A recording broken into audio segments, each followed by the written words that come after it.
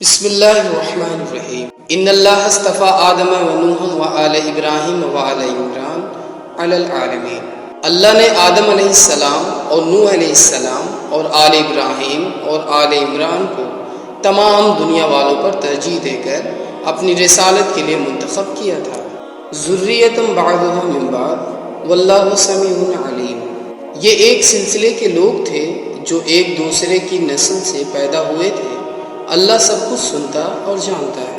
اذ قالت امرأۃ عمران رب انی نذرت لک ما فی بطنی محررا فتقبل منی انک انت السمیع العلیم۔ وہ اس وقت سن رہا تھا جب عمران کی عورت کہہ رہی تھی کہ میرے پروردگار، میں اس بچے کو جو میرے پیٹ میں ہے تیری نظر کرتی ہوں، وہ تیرے ہی کام کے لیے وقف ہوگا، میری اس پیشکش کو قبول فرما، تو سننے اور جاننے والا ہے۔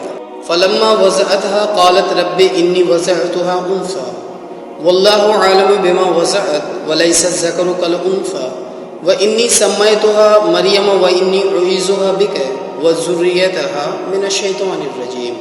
پھر جب وہ بچی اس کے ہاں پیدا ہوئی تو اس نے کہا، مالک میرے ہاں تو لڑکی پیدا ہو گئی ہے، حالانکہ جو کچھ اس نے جنا تھا اللہ کو اس کی خبر تھی، اور لڑکا لڑکی کی طرح نہیں ہوتا۔ خیر، میں نے اس کا نام مریم رکھ دیا ہے، اور میں اسے اور اس کی آئندہ نسل کو شیطان مردود کے فتنے سے تیری پناہ میں دیتی ہوں۔